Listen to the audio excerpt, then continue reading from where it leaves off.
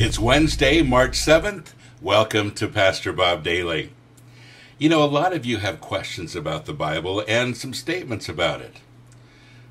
Two people that I heard from yesterday said, how do you begin to read the Bible when you hate it? And I hear that one all the time. You know, we have learned to hate reading it, and a lot of it's been the way that we've been brought up. And I've gone through the same thing, Bible college, and then, closing the Bible and not opening it up for a long time just because I was so tired of studying with it, of, cramming for tests with it. It had a very negative connotation. And, some of it actually happened when I was growing up too. Not my parents' fault, but the problem sometimes of a particular Sunday school teacher or boring sermons or whatever it might be. We all feel that way about the Bible, one way or another. Some of you love reading it, some of you never pick it up. Well, I have some tips today for those of you that aren't picking it up. And, the Bible is full of things that you really do need. And it's a book of love letters. Really, that's the bottom line.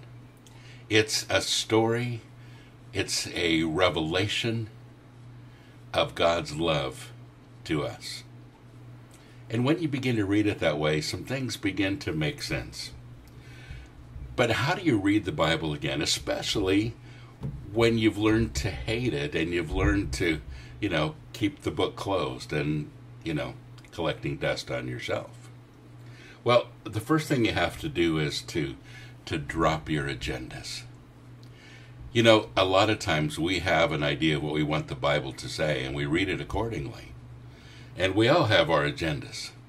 If there are certain kinds of people that you don't like, you can read the Bible to say that you don't have to like them anyway.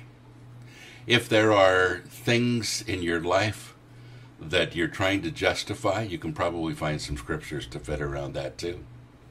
So the first thing you have to do is drop your agenda. That's really hard to do. But I always pray, Lord, show me your word without my ideas of what it ought to say, without my agenda. Show me your word as it's written for what it says. So the first thing would be drop your agendas. The second one is dismiss other people's agendas. As you've learned the Bible, you've picked up other people's agendas too. Those people that are struggling with guilt themselves, pass on the guilt to you. They'll make you feel guilty when you read the Bible. Those people that are angry will pass on their anger to you. And they'll put that anger into every verse that you read. Those people that have agendas will fit their agendas into the way that they teach it to you. And you have to dismiss all of that, folks. You cannot carry somebody else's agenda into your reading of the Bible either. And then thirdly, get a translation that you can understand and enjoy.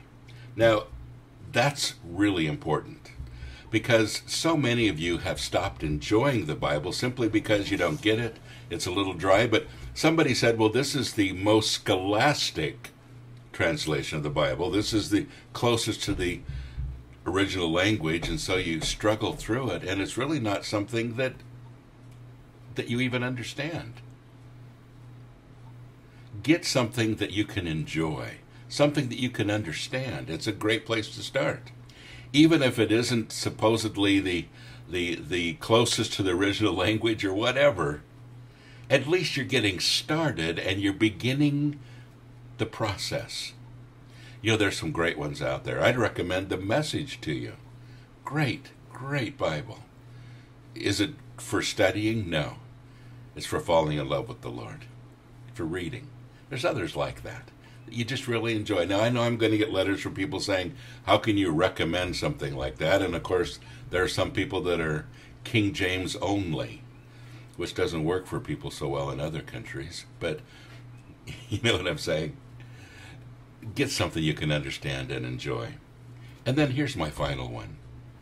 Read the Bible again for the first time. Clear out all of those other things in your head. Get rid of them. And begin to look at the Bible in a new light. And read it again for the first time. Hope these things help. God bless you. Have a great day.